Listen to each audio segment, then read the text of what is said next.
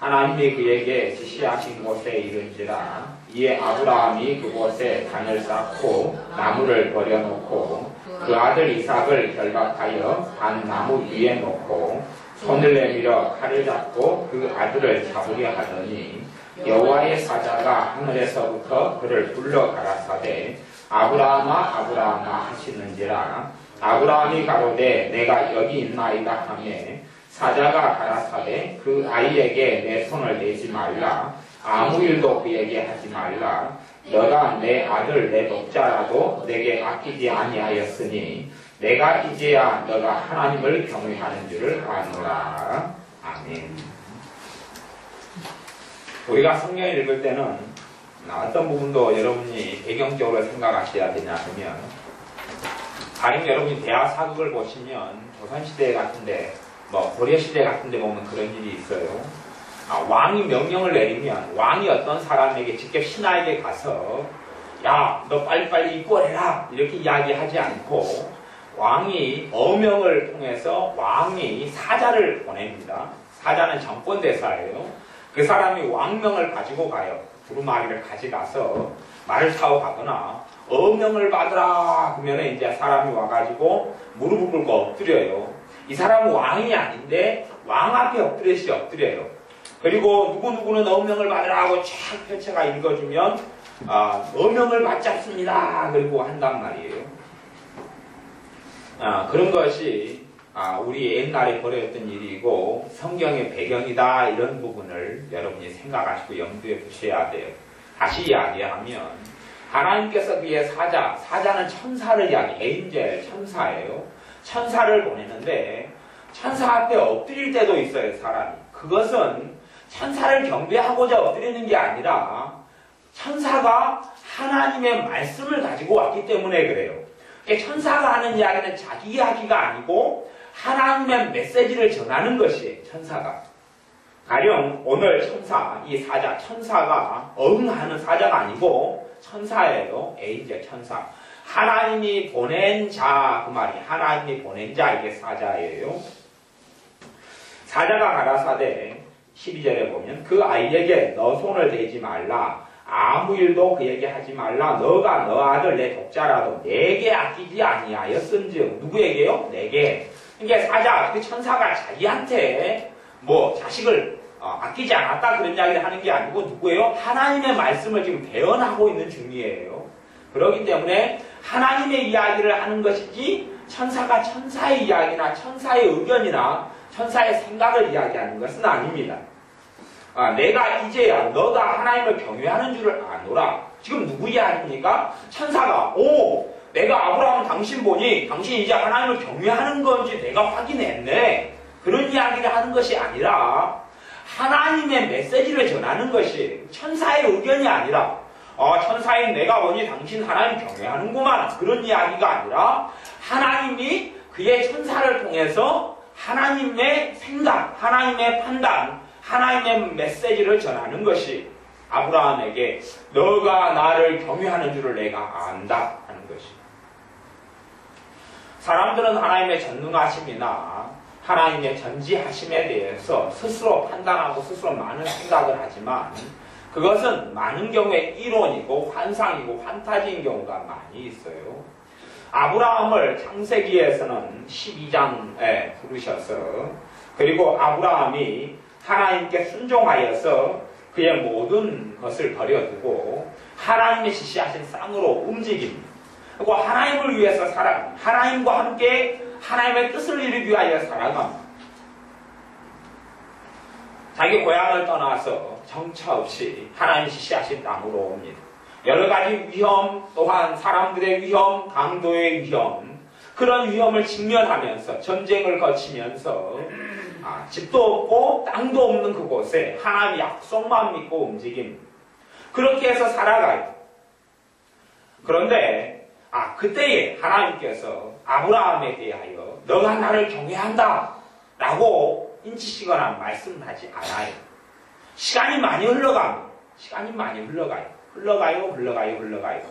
그리고 나중에 아브라함이 자기의 아들을 낳습니다. 그리고 그 아들이 열 몇 살이 되었을 때 하나님께서 아들을 나한테 번제물로 바치라 그렇게 말씀해요. 그리고 사랑하는 아들을 장작에 태워서 죽여서 하나님께 번제로 바치려고 끌고 가서 줄로 묶어서 죽이려고 할 때에 하나님께서 그의 사자 천사를 보내셔서 너가 이제 나를 경외하는 줄을 알았다 그렇게 말씀하시는 것이에요. 이것이 하나님의 전능하신 하나님의 선언이고 선포입니다. 다시 이야기하면 아브라함이 모든 걸 버려두고 하나님께 지시한 땅으로 오니까 너가 나를 경외하는구나 그렇게 말씀하는 게 아니에요.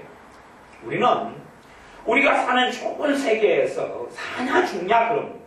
우리가 아는 좁은 세계에서 스케일을 키우지 않으면, 생각을 키우지 않으면, 마음을 넓히지 않으면 어리석어집니다. 마음을 넓히지 않으면 어리석어지는 것이.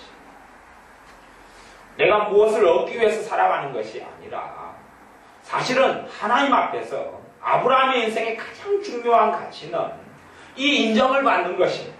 이 인정을 받는 것입니다. 너가 나를 경외하는구나. 너가 나를 경외하는구나. 그것이 아브라함의 인생의 모든 것입니다. 자식이 잘 되는 꿈만 꾸고 그리고 아브라함이 살아왔던 인생도 있었습니다. 자식을 통하여 하나님의 약속들이 많이 받았으니까 자손이 별처럼 모래처럼 많아지겠다 하는 약속도 받았습니다. 또 하나님께서 부르실 때 아브라함에게 몇 번씩 말씀하시는 것이 내가 너를 복주겠다, 너가 너를 축복하겠다 하는 약속도 받습니다. 그러나 그것이 전부가 아니라는 사실이고 그것이 가장 중요한 것이 아니라는 사실입니다. 아마 믿는 신자들은 그렇게 스스로 착각하기를 좋아하는 것 같습니다. 나는 하나님을 경외합니다. 나는 하나님을 경외합니다. 나는 하나님을 따릅니다. 나는 하나님을 사랑합니다. 아니면 최소한 나는 그 정도 하고 있다. 나는 하나님을 경외하고 있다. 나는 하나님을 존중하고 있다. 나는 나를 존중하는 자를 존중하겠다 하는 하나님의 선포 앞에서 사람들은 나는 그래도 최소한 하나님을 경외하지 않습니까? 하는 생각을 하고 그런 말을 할지 모르겠습니다. 그러나 아브라함이 하나님께 인정받는 데는 많은 시간이 걸렸고 그냥은 하나님 인정을 받지 못했다는 사실을 아셔야 됩니다. 다 버려두고 하나님을 따랐지만 하나님은 아브라함의 진심을 확인하기 위하여 그 전능하신 하나님께서 아브라함을 시험하셨다는 사실입니다. 야고보서 1장에는 하나님은 사람을 시험하지 않는다 말씀하셨는데 그 시험은 유혹을 이야기합니다.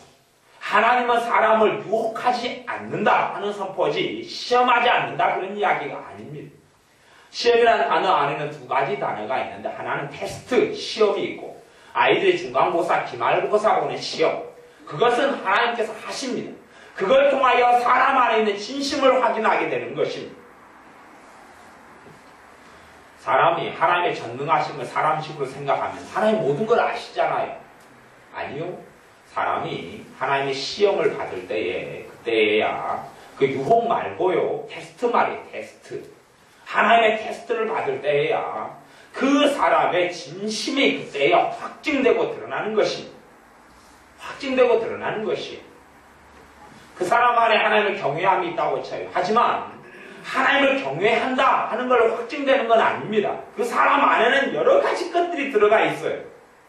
그래서 선택의 기로 속에서 내가 하나님을 경외하는 걸 선택할 수도 있고 그래서 그 길로 순종하고 갈 수도 있고 아니면 후퇴할 수도 있어요.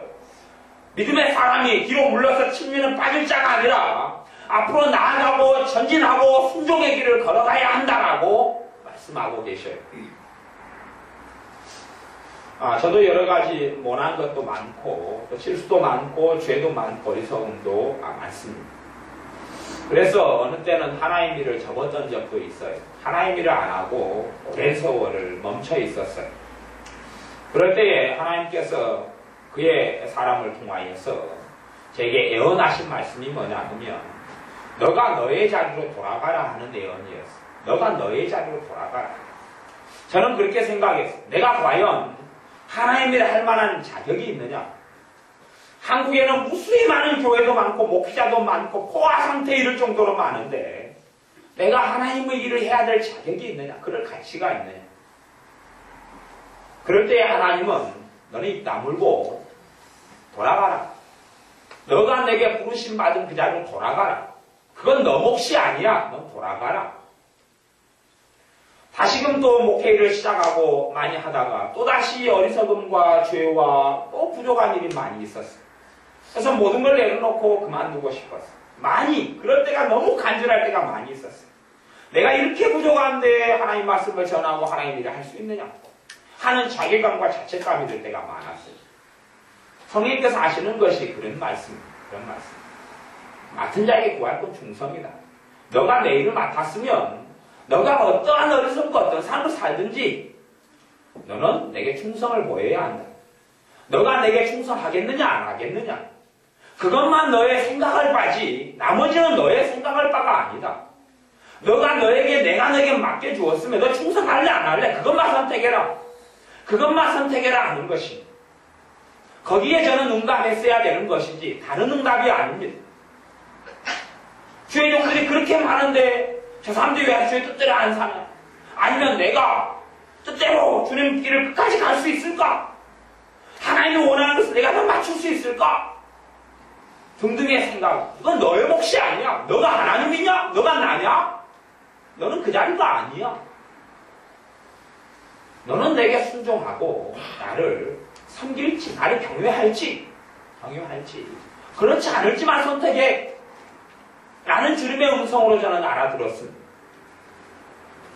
하나님을 경외한다는 것은 그것을 하나님 전능하시니까 내가 경외한다, 경외하지 않는다 그렇게 판단하시는 것이 아닙니다. 실제의 삶 속에서 하나님 앞에서 하나님의 테스트에 하나님의 시험에 또한 각 삶의 선택의 기로마다 일마다 내가 그 길을 순종함으로 걸어가는 것입니다. 하나님을 경외하는 자로 하나님께 인정받는 것은 결코 쉬운 일이 아닙니다. 하지만 그것이 하나님 앞에 섰을 때 가장 큰 가치가 된다는 것을 아셔야 합니다. 내가 얼마나 위대한 업적을 이루느냐, 어떤 위대한 것을 낳느냐 하는 것이 아닙니다. 아브라함이라는 사람은 우리의 기억 속에, 이방인인 우리의 기억 속에 그래도 굉장한 사람으로 남아있습니다. 아브라함 그러면 아브라함이 믿음의 대표주자고 믿음의 조상이라고 알고 있고 그리고 믿음의 사람들은 아브라함을 통하여 복을 받는다 라고 심지어 신약성경에 언급되어 있기도 합니다. 믿음 있는 아브라함과 함께 복을 받느니라 그렇게 되어 있단 말이지요. 그러나 아브라함이 화려했던 인생을 살아갔던 것은 결코 아닙니다. 아브라함이 죽을 때 땅 아주 보잘것없는 땅 하나만 가지고 있어요. 땅 조금. 그 무슨 땅이냐 그러면 자기 첫째 아내인 사라가 죽을 때에 돈 주고 산 땅, 돈 주고 하나님께서는 팔레스틴, 저 지도에 있는 팔레스틴 저것을 저보다 더 큰 지역을 너와 내 자손에게 주겠다 그랬는데 저기서 돈 주고 땅 조금 샀어요. 자기 아내가 묻힐 꿀과 그 밭을 조금 샀어요. 하나님이 약속해 줬는데 그 땅에 살고 있는 사람들한테 샀어요. 그리고 그것만 자기 소유였어요. 죽을 때까지. 무엇을 이루어 놓았는가요? 아니요. 그냥 이상 낳은 것이에요. 그리고 잘못된 선택으로 이스마엘 낳은 것이에요. 그리고 한 일은 없어요. 무슨 대단한 업적을 이루었단 말입니다. 무슨 대단한 일을 했단 말입니다. 아브라함의 자식 이삭이 있어요. 도대체 무슨 일을 했단 말입니까? 성경에 무슨 위대한 업적을 낳았다고 기록되어 있단 말입니까? 그가 나라를 세웠습니까? 아니면 그가 수십만 명을 전도를 했습니까? 야곱, 유명하지요. 하지만 자기 욕심에 취해, 자기 삶에 취해서 정신없이 고생당하고 힘들고 떠돌아다니고 그 가운데 믿음을 지키려고 발버둥 치고 하는 것.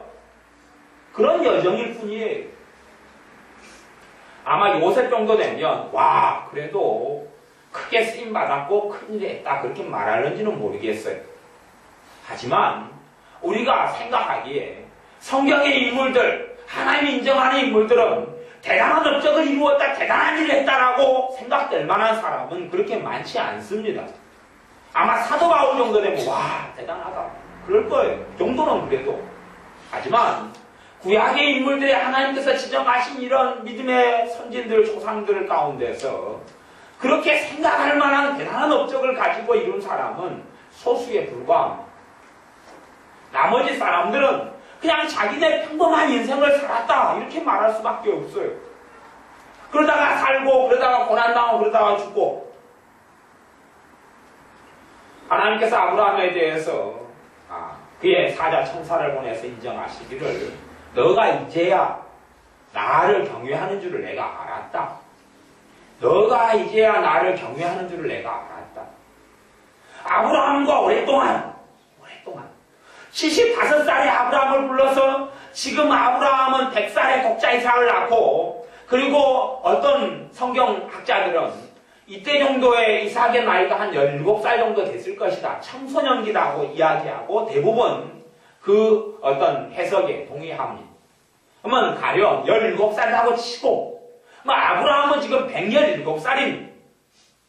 하나님의 말씀에 순종하여서 나온 지 75살부터 플러스 25년, 플러스 17년, 42년이에요.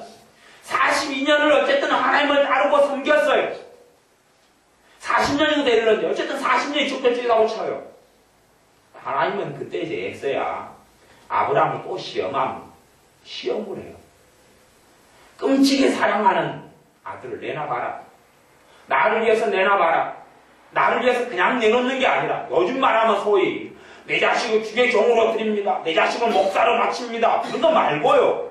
그런 거 말고 네 자식을 네 손으로 칼로 찔러가지고 나무 땅을 해서 불을 태워가지고 다 너 자식을 태워서 나한테 번제 제물로 바쳐내놔라 라고 하나님이 하시는 요구에 아브라함은 순종으로 나아가고, 그리고 그 자리에서야 자기 자식을 꽁꽁 묶어가지고 태워주고 준비를 다 하고 칼을 숫돌에 갈아가지고 그 칼로 자식을 찔러서 죽이려는 그 찰나에 하나님이 멈추게 하시고, 그리고 그때야 너 나 경외하는구나, 너 나 경외하는구나 한단 말이지요. 사람들은 자기가 어떻게 하나님을 섬기는 줄은 아무 생각을 하지 않습니다. 착각하기는 좋아합니다. 나 하나님 경외해요. 하나님은 결국 그렇게 사람의 말 한마디에 사람의 착각대로 속아주는 분은 아닙니다. 나 하나님 경외해요. 아니요, 하나님은 그런 것을 인정을 안 하십니다. 우리 안에 하나님에 대한 진짜 경외함을 우리가 가져야 합니다. 하나님에 대한 진짜 경외함을 가지고 그 신앙의 여정 속에 우리가 들어가야 합니다. 하나님을 진짜 경외하는 사람, 그런 사람은 하나님에 대한 순종과 복종이 있습니다. 하나님의 순종과 복종, 하나님의 말씀에 대한 순종과 복종이 있습니다. 아브라함의 인생에는 아마 그것은 있었을지 모르겠습니다. 하나님의 말씀에 대한 순종과 복종은 있었습니다. 아브라함은 하나님께 순종했고 하나님께 복종했습니다. 하나님께 순종했고 하나님께 복종했습니다. 하나님께 순종했기 때문에 75살에 하나님이 부르시는데 갈 바를 알지 못하고 자기의 고향 땅 갈대아 우르를 떠나서 하나님이 지정하시는 땅으로 갑니다. 짐을 다 싸들고. 순종이고 복종이죠. 그러나 그것을 가르쳐 너가 나를 경외한다라고 하나님은 이야기하시지 않는다는 사실입니다. 우리가 하나님 말씀에 순종할 수 있습니다. 자식이 부모가 신분 갔다 와라 하면 예 그러고 갔다 올 수 있습니다. 그것을 가르쳐 와, 저 자식이 진짜 부모님을 공경하는구나, 부모를 공경하는구나 라고 말하는지 몰라도 진짜로 그렇다 하는 판단은 하나님만 하실 수 있고, 실제로 진짜 부모를 공경하는구나 하는 판단을, 하나님의 판단을 듣는 사람은 소수에 불과할 겁니다. 그것보다 더 어려운 것은 하나님께로부터 그런 판단을 듣는 것입니다. 하나님께로부터 듣는 것. 하나님께서 너가 나를 경외하는구나, 너가 나를 경외하는구나. 이스라엘 백성이 부자가 한 200만 명이 있었습니다. 200만 명의 이스라엘 백성들. 200만 명의 이스라엘 백성들 가운데 하나님께서 너 나 아는구나. 너 나 아는구나. 왜? 나도 너 알아. 하는 이야기를 들었던 사람은 단 한 명에 불과했습니다. 200만 명의 사람이 기도했고 200만 명의 사람이 예배했고 200만의 사람들이 하나님을 찾았습니다. 200만 명의 사람들이. 그런데 그 가운데 나 너 알아. 너도 나를 알지? 나도 너를 알아. 하는 이야기를 들었던 사람은 단 하나에 불과했습니다. 그 사람이 모세였습니다. 모세라는 사람이 위대한 일을 한 건 사실입니다. 200만 명의 자기 민족 자기 동포를 이집트 애굽에서 하나님께 말씀에 따라서 순종해서 출애굽을 시키고 광야의 여정을 걸어가게 하고 가나안 땅 근저리까지 가서 그의 사명을 맞춥니다. 대단한 일을 했죠. 그러나 이스라엘 백성들이 변화된 것은 아니었습니다. 이스라엘 백성들의 모함과 악함과 완강함과 완악함이 달라지거나 변화된 일은 없습니다. 그리고 완악하고 악한 자들, 정말로 진정한 믿음을 가지지 않은 사람들, 책임을 져야 될 20살 이상의 사람들을 하나님이 40년 동안 광야길을 걷는 동안에 다 죽이셨습니다. 왜냐하면 그들 안에는 하나님을 경외하는 것이 없었기 때문에 그렇습니다. 심지어 대제사장 아론, 이스라엘 백성이 대제사장 아론의 예배와 제사를 통하여 하나님을 만나게 됩니다. 그러나 대제사장 아론이라 할지라도 하나님을 경외하는 자는 되지 않았습니다. 선지장 미리암을 통한 예언이 터지고 미리암을 통한 찬양이 터집니다. 미리암을 통해서 하나님의 꿈을 보여주고 환상을 보여주고 계시를 보여줍니다. 그러나 미리암도 하나님의 인정을 받는 자는 되지 못했습니다. 여러분의 삶 속에서 정말로 중요한 추구해야 될 것이 있다면 우리가 하나님 말씀에 따라 순종할 수는 있습니다. 복종할 수도 있습니다. 하지만 더 중요한 것은 그냥 순종과 그냥 복종이 아니라 진짜 하나님 경외해서 순종하는 것이죠. 진짜 하나님 경외해서 복종하는 것이죠. 그리고 내가 순종과 하나님 말씀을 통하여 배워야 할 것은 하나님을 정말 경외해가는 사람이 되어져 가는 겁니다. 그것이 여러분의 인생 가운데 가장 중요한 가치, 가장 중요한 이유, 가장 중요한 목표, 가장 중요한 꿈, 가장 중요한 이상이 되어져야 합니다. 사람들은 별의별 이상을 갖고 별의별 꿈을 갖습니다. 별의별 환상을 다 가집니다. 하지만 하나님의 사람들이 꿔야 될 꿈은 하나님과 함께하는 꿈입니다. 제가 누누이 말씀드립니다만은 하나님은 나와 함께 하신다면, 하나님이 나와 함께 하신다면 내가 하나님의 길에서 걸어가기 때문에 그렇습니다. 나는 나의 길을 걸어가는데 하나님이 나의 길에 함께 해주진 않습니다. 하나님이 나와 동행하신다면 내가 하나님께서 기뻐하는 길을 가고 있기 때문에 그렇습니다. 우리 주님께서 고백하셨습니다. 내가 아버지께서 기뻐하신 일을 함으로 아버지께서 나와 함께 계시도다. 그렇게 고백하셨습니다. 내가 내 길과 내 인생을 걸어가면서 주여 나와 함께 하심을 믿나이다 하는 어리석은 고백은 하지 않을 줄로 압니다. 내가 하나님을 경외하는 그 길과 그 여정을 걸어갈 때에 하나님 그곳에 함께 하십니다. 우리의 삶 속에서 하나님을 경외하는 것을 배워야 합니다. 내 인생의 성공이 가장 큰 가치나 내 인생의 평안이, 내 가정의 안락함이, 내 자식의 성공이, 내 나중이 지금보다 훨씬 더 창대하게 되는 것이, 그것이 꿈이 되는 사람은 지푸라기를 거두게 될 것입니다. 아니면 그럭저럭 인생과 시간을 보내려는 사람들 지푸라기를 거두게 될 것입니다. 에녹이라는 사람이 65세 때 하나님과 동행하는 삶의 여정을 시작했습니다. 물론 에녹이라는 사람은 조상 때부터 부모부터 하나님을 섬겼던 사람이기 때문에 65살. 우리 이봉 여사님 이제 65세. 이봉 여사 65세지. 65살. 그전에도 예배했고 그전에도 기도했지. 에녹이라는 사람은 그전에도 예배했습니다. 그전에도 기도했어요. 그전에도 하나님께 제사했습니다. 하나님을 찾은 사람이 65살 때부터 하나님과 동행했다는 이야기는 65살 때부터 하나님을 믿기 시작했다 그런 이야기가 아닙니다. 하나님을 믿은 것은 수십 년 전이지요. 더 오래 전이지요. 어린 시절부터지요. 모르긴 몰라도 태어나면서부터겠지요. 태어나면서부터. 그때부터 에녹이라는 사람이 하나님을 섬겼겠지요. 왜요? 아버지가, 할아버지가 하나님을 섬기는 사람이었기 때문에 그렇습니다. 그런데 에녹이 정말로 하나님을 경외한 사람이 된 것은 65살이었다는 겁니다. 그전에도 수없이 많은 제사를 드렸고 수없이 많이 기도했고 수없이 많이 예배했는데 수없이 많이 찬양했는데 하지만 하나님이 인정하셔서 너가 나와 함께하는구나. 나도 너와 함께하겠다.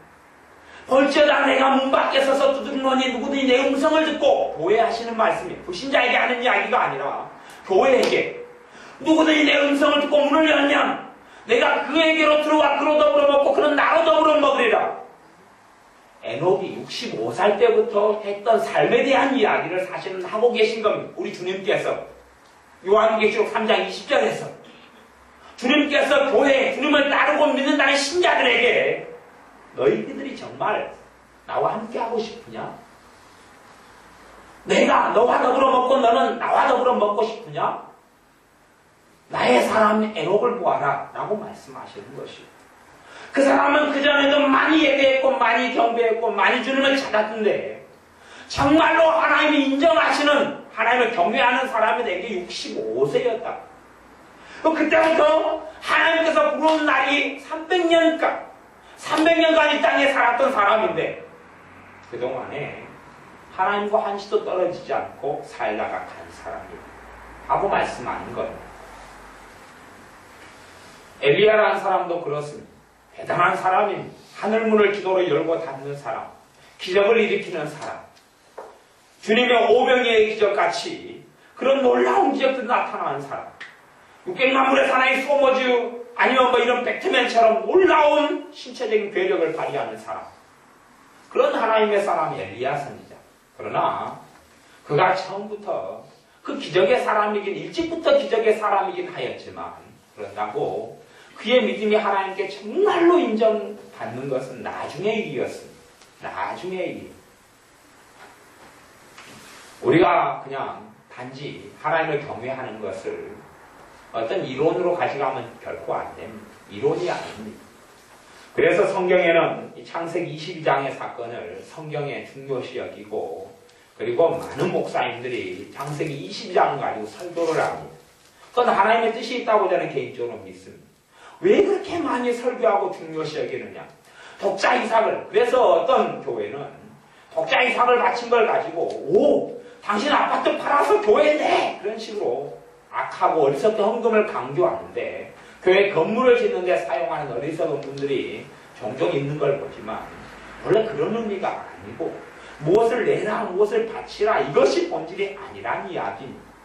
왜 이것이 중요하냐 그러면 이 사건과 이 일을 통하여 아브라함 안에 시편의 어떤 기자가 고백하듯이 내가 확증하고 확증하여 싸우니 내가 새벽을 깨우리라.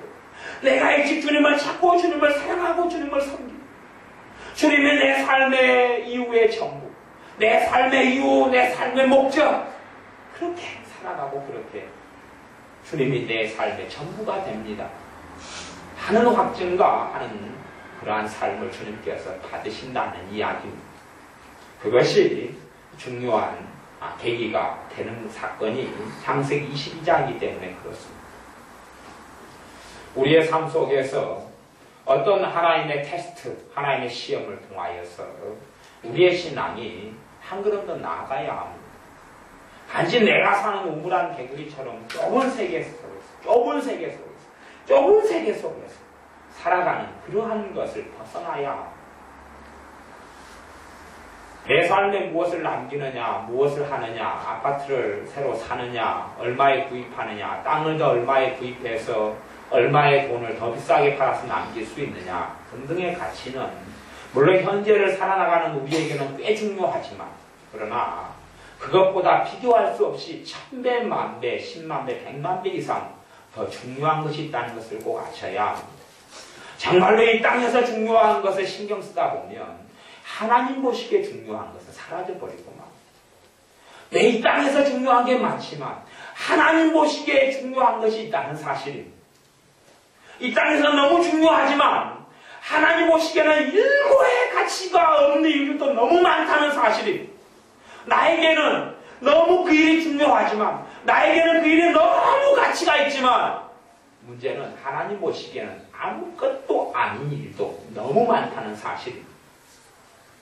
나는 그런 일에 있어서 너희를 혐오한다. 나는 그런 일에 있어서 너희 어리석음을 책망한다. 내 앞에 섰을 때, 나의 심판대 앞에 섰을 때에 그거에 대하여 계산해라. 반드시 신자나 불신자나 주님의 심판대 앞에 서게 된다고 주님은 명확히 신약 성경에 여러 번 말씀하셨고, 제가 그것을 설교를 여러 번 했다는 것을 여러분이 기억하셔야 해요. 제가 성경을 가지고 정확하게 여러 번 이야기했습니다. 성경 공부 때도 깊이 있게 여러 시간을 들여서 이야기했습니다. 반드시 신자, 주님의 심판대 앞에 선다.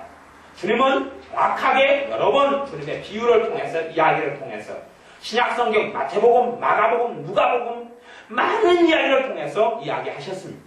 내 심판대 앞에 서서 회개할 날이 온다. 계산해야 된다. 인생을 계산해야 된다. 어떻게 살았는지, 뭘 했는지, 무슨 삶을 살았는지 계산해야 된다. 너희가 무슨 무익한 말 하든지 심판날에 다 그것 가지고 나하고 계산해야 된다. 그렇게 주님은 정확하게 이야기하셨습니다. 주님의 심판대 앞에 섰을 때에 우리는 이 땅에서 너무 귀하고 가치 있는 일들이 내 나름대로는 많이 있었고 많이 있다고 생각하고 내게 너무 중요한 일을 이루려고 발부둥치고 또 기도도 했던 일들이 있겠지만 문제는 주님 보시기에 그 일이 중요한 일이었느냐 하는 것입니다. 주님 보시기에 그것이 주님 보시기에 주님 앞에서 가치 있는 일이냐? 심판날이 되면 우리가 금이나 풀이나 집이나 나무나 보석으로 우리의 집을 쌓고 그것을 하나님께서 불로 테스트 시험하신다라고 말씀하셨고, 그리고 나무나 풀이나 집으로 지은 건 다 태워져 버려서 해를 받는다라고 이야기하셨습니다. 그걸 기억하셔야 돼요. 그게 곤도 전서의 말씀이었지요. 우리의 삶에 정말 우리 안에 영원한 가치를 가지고 있느냐 하고 돌아보셔야 됩니다. 내 안에 정말 영원한 가치를 가지고 있느냐, 내 안에 정말 영원한 가치를 가지고 있느냐. 다시 이야기하면 내가 하나님을 경외하고 사느냐, 내 안에 하나님을 경외함이 있느냐, 내 안에 하나님을 경외함이 있느냐. 출애굽기 33장의 말씀을 제가 읽어드리면 모세에 대하여 하는 이야기인데, 모세가 그렇게 기도합니다. 전에 주일날 설교했던 말씀이니까 제가 읽기만 하겠습니다. 33장 12절에 보면 모세가 여호와께 고하되 보시옵소서, 주께서 나더러 이 백성을 인도하여 올라가라 하시면서 나와 함께 나이다. 주께서 전에 말씀하시기를 나는 이름으로도 너를 알고 너도 내 앞에서 은총을 입었다 하셨사온즉, 하나님께서 모세에게 그렇게 이야기했다. 그렇게 모세가 하나님께 들은 이야기를 하나님께 기도로 아뢰는 내용이 나옵니다. 주께서 전에 말씀하시기를 나는 이름으로도 너를 알고 내가 이름으로 너를 안다. 하나님이 전능하신데 도대체 무엇을 모르겠습니다. 제가 그런 기도를 해본 적이 있습니다. 어떤 사람들을 애언 사역을 제가 하다 보면 하나님께서 애언을 통해 그렇게 말씀하셔요.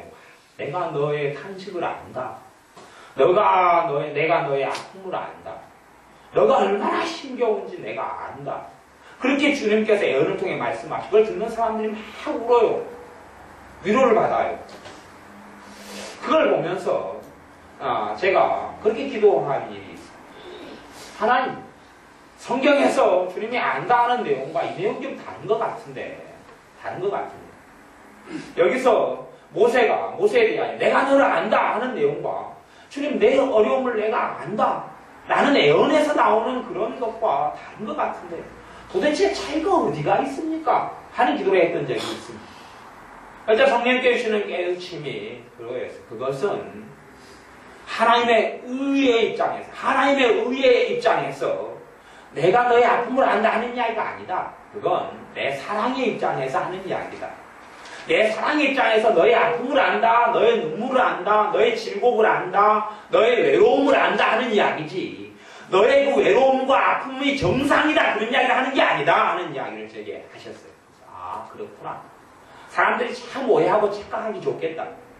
와, 너 외로움을 안다. 그러니까 그 사람이, 와, 내가 지금 외롭구나. 하나님이 알아준다네. 너 아픔을 안다. 그러니까 위로를 받으면서, 오, 내가 그래도 이 아파하는 것이 하나님이 다 위로해주고 도와준다네.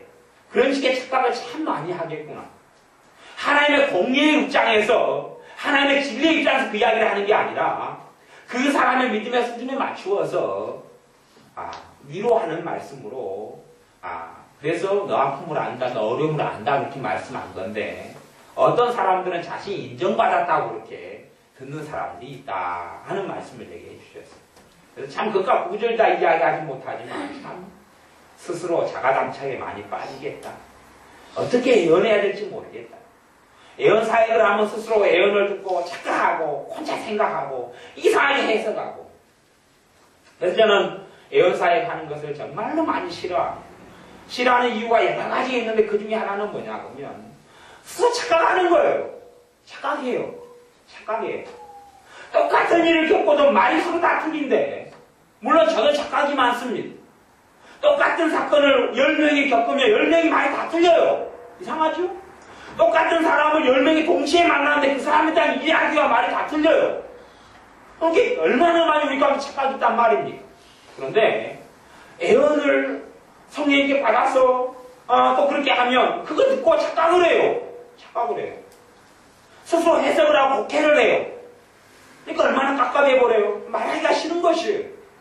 괜히 성령의 역사로 예언해가지고 스스로 착각하고 왜곡하는 것만큼 어리석은 일이 또 어디 있어요. 하기 싫어버리는 것이에요. 착각해서 어쩌라고요. 그러면서 누가 예언했다는 그런 이야기하면 끔찍하지 않아요? 끔찍해. 예언을 10명을 하면 그 중에서 솔직히 착각하는 사람이 50%가 넘습니다. 50%가 넘어요. 어떤 권사님이 있어요. 예언이 나왔어요. 심한 책망이 나왔습니다. 심한 책망이. 그 권사님이 그걸 듣고 뭘로 알아들은지 아세요? 우리 증인들이 여러분이 있으니까 제가 하는 일. 다 여러분이 겪었던 일이니까. 여러분과 여러 명이. 그 권사님이 너무 좋아했어요. 무엇으로 알아먹고요? 칭찬으로 알아먹고. 와, 하나님이 나를 칭찬해 주셨다. 아니, 심한 책망인데 칭찬으로 알아먹었다니까요. 우습지도 않은 일은 너무나 많습니다. 너무나 많아요. 얼마나 스스로 잘못되고 왜곡되게 생각하는지. 그 책임을 누가 지겠어요? 그 착각하는데 제가 일조를 해야 되겠어요? 도무지 그런 마음 들지 않아요. 그러니까 예언사역을 제가 굉장히 싫어합니다. 해놓고 좋은 열매가 아니라 스스로 혼자 상처받고 혼자 어리석어서 잘못된 기준을 가지고 지난주에 오후에 설교했듯이 자기 기준이 잘못된데 기준을 고치지는 않고 스스로 상처를 받아요. 그리고 예언을 듣죠.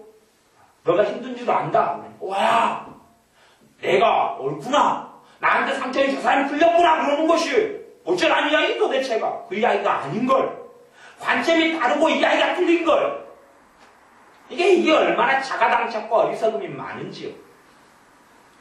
그래서 참 싫은 것이 하나님께서 하나님의 의의 입장에서 내가 너를 안다 하는 인정을 우리가 들어야 한다 하는 이야기예요.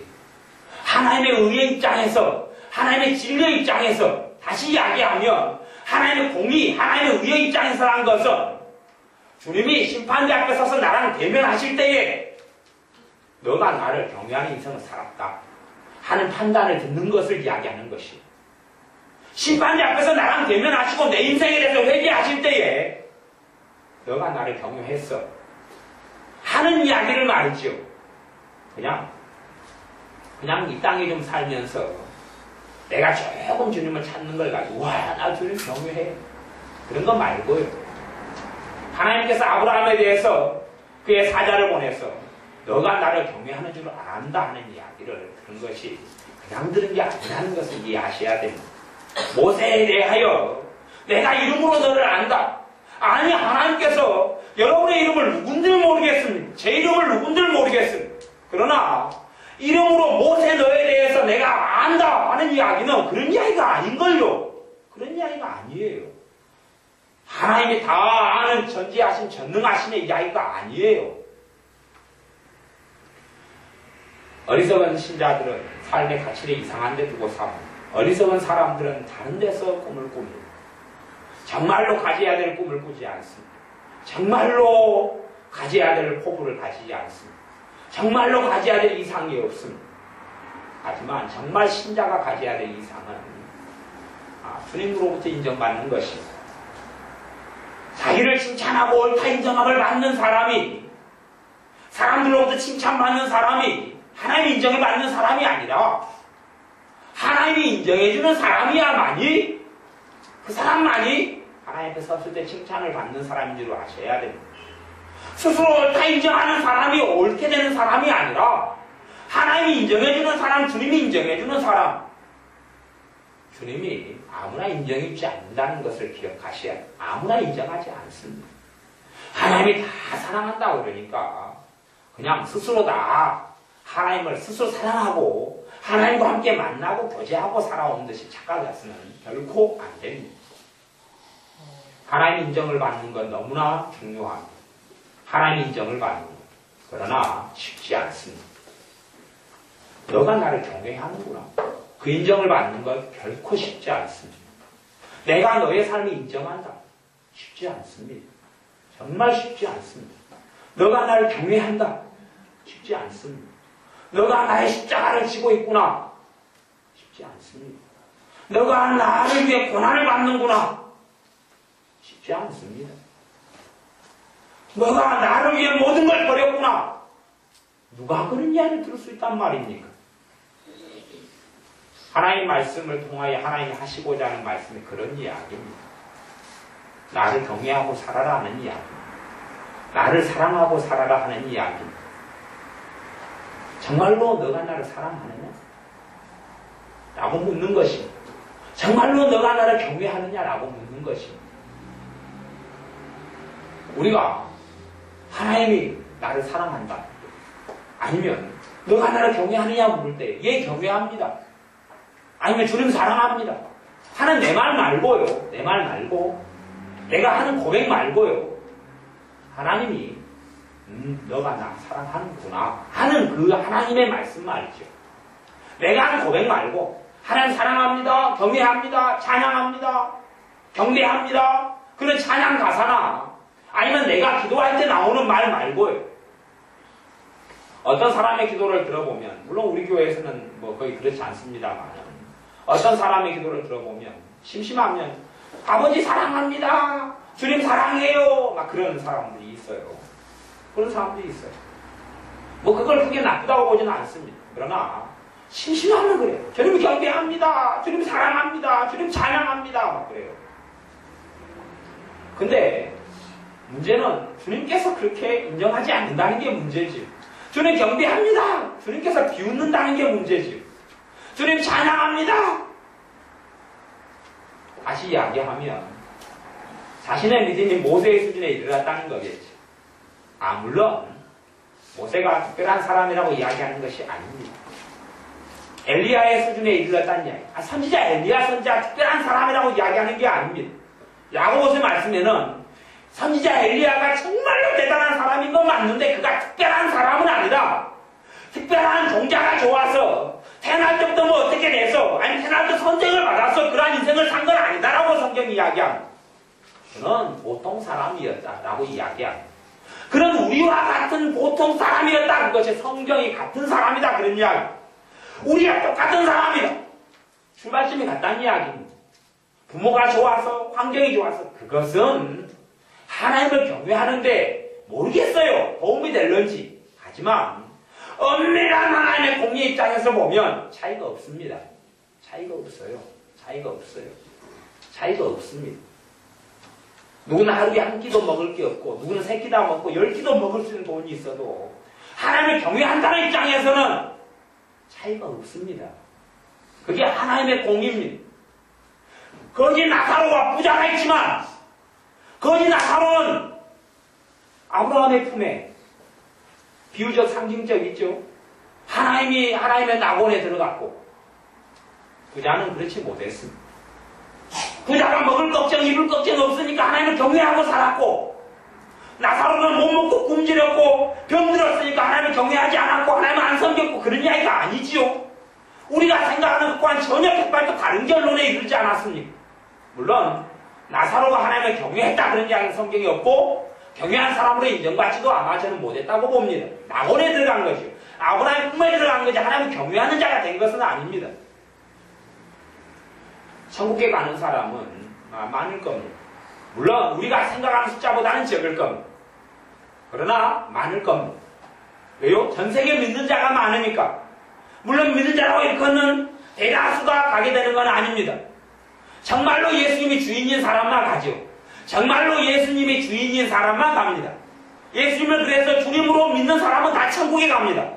하지만 입으로가 아니라 마음으로지. 마음으로 예수님을 주님으로 믿는 사람이 구원받습니다. 그러니 많은 사람이 천국에 갈 겁니다. 우리가 생각한 숫자보다는 물론 적지요. 하지만 많은 사람이 갑니다. 그러나 천국에 가는 사람은 다가 내가 너를 인정한다 하는 이야기 듣는 게 아니라는 것을 아셔야 합니다. 제가 지금 다른 이야기를 하고 있습니다. 구원받는 이야기를 하는 게 아닙니다. 주님 앞에 섰을 때에 최고의 아름다운 자리에 서는 것을 이야기하고 있습니다. 주님 앞에 섰을 때에 아름다운 영광을 입는 것을 이야기하고 있습니다. 주님 앞에 섰을 때에 참으로 존귀한 자리에 서도 앉는 것을 이야기하고 있습니다. 그것은 재능의 문제가 아니고 능력의 문제가 아니고 돈의 문제가 아니고 환경의 문제가 아니고 가난의 문제가 아니다는 이야기입니다. 우리의 삶에 그 최고의 가치가 없으면 그 뜻도 그 목적도 없으면 아무도 그 자리에 도달하지 못합니다. 아무도.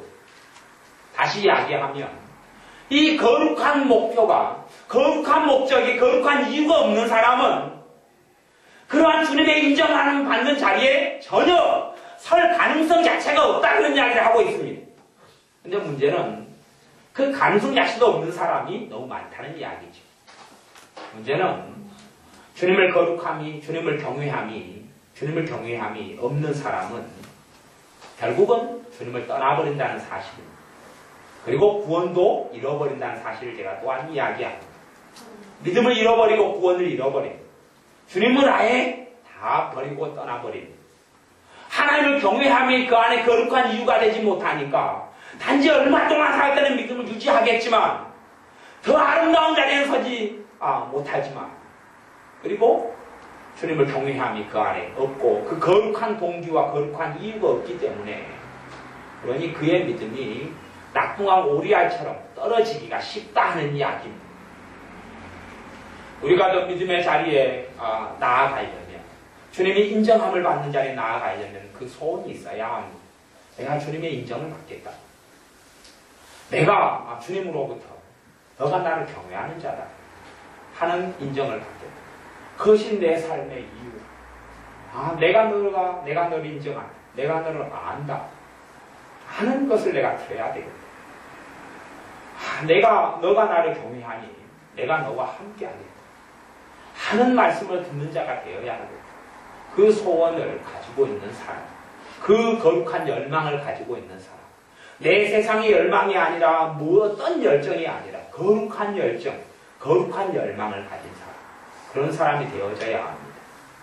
이 땅에서도 열정을 가진 사람이 성공하지만 영적인 세계에서는 거룩한 열정을 가진 사람, 거룩한 열망을 가진 사람이 영적인 세계에서는 성공합니다. 하나님 앞에서 성공한다 하는 이야기, 하나님 앞에서. 세상에서 성공하는 아이가 성공하려면 아이가 세상적으로 꿈이 있어야 되죠.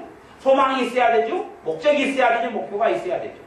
목적이 있고 목표가 있으니까 공부하죠. 영어 공부도 하죠. 자격증도 따죠. 학교도 좋은 데 들어가죠. 열심히 공부하죠.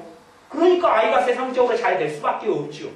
아니 지가 변호사가 되려면 변호사 공부를 해야 되고 판사가 되려면 판사 공부를 해야 될 거 아니에요. 그렇죠? 아니면 유명한 컴퓨터 기술자가 되려면 컴퓨터 공부를 해야 될 거 아니에요. 근데 컴퓨터 공부도 안 하면서 와 나는 유명한 컴퓨터 기술자가 되려다 그러면 그 사람 미쳤다고 그러지 그 아이를. 나 무역 업무에 종사해서 무역 회사를 차려야 되겠다고 그러면서 영어 공부도 하나도 안 하면 그게 미쳤다고 그러지요. 그리고 걔의 꿈은 이루어질 수가 없지요. 왜요? 그래서 꿈이 없다? 소망이 없다? 뭐 그런 것이죠. 마찬가지로 영적 세계에서 그 원리는 동일한 것이에요. 동일한 것. 근데 문제는 다시 이야기하면 그 영적인 열망이 거룩한 열망이 없는 이유는 뭐냐? 주님을 사랑하지 않기 때문에 없는 것이. 주님을 사랑하지 않기 때문에 거룩한 열정이 없는 것이. 또면 아이가 세상에서 꿈이 없다, 소망이 없다 그러면 다시 이야기하면 그 아이는 인생을 방관자로 살기 때문에 세상에서 꿈이 없고 소망이 없고 비전이 없어요. 아이가 자기가 태어나고 살아가는 것이 싫어요. 싫어요. 사람도 자기가 이 땅에 사는 것이 싫어요. 그러면 생각을 안 하고 살아버려요. 될 대로 살아버려요. 사는 게 싫어요. 장래가 없어요. 꿈이 없어요. 될 대로 살아버려요. 아무 생각 없어요. 되는 대로 살아요. 죽지 못해 살아요. 하루하루 닥치는 대로 살아요. 내일 모레, 내년, 내후년, 반년 뒤를 생각하지 않아요. 왜요? 하루하루 먹고 살기 힘드는데 뭐 내년 생각, 내후년 생각을 뭐 하려고 하겠어요. 그런데 세상에서는 그렇게 살 수 있어도 주님 앞에서 영적 열망이 없는 사람들은 무너지고 망합니다. 무너지고 망해요. 영적 열망이 없는 사람은 결코 그 열망을 이루는 것도 존재할 수 없습니다. 그냥 영적인 열망이 없이 그저 그렇게 사는데 그것이 이루어진다. 그건 환상을 이야기하고 있습니다. 컴퓨터 공부를 안 하면서 컴퓨터에 치고 있어야 돼. 치고 싶지 않다고 미쳤다 그러지요. 미쳤다 그래요. 마찬가지로 영적인 열망이 없으면서 그 열망을 이룬다. 그건 미쳤다 그럽니다. 영적인 세계에서도 미친 것하고 똑같은 것이에요. 하나님을 경외함이 없는 사람, 주님을 사랑함이 없는 사람은 영적인 열망이 없습니다. 영적인 열정이 없어요. 다시 이야기하면 그의 삶의 믿음의 엔진이 되는, 동력이 되는 그것이 없다는 이야기입니다. 예배할 때도 그 열망이 없어요. 다시 한번 목적이 없는 예배를 드려요. 목표가 없는 예배를 드려요. 뭐 리고렌 목사님이 이야기하는 목적 있는 사람 그런 이야기를 하는 것이 아닙니다. 그런 이야기를 하는 것이 아니에요. 우리 안에 영적인 열망을 가져야 합니다. 영적인 열정을 가져야 합니다. 뭐냐? 하나님의 인정함을 받는 거예요. 어떤 인정인지는 사람마다 다를 거예요.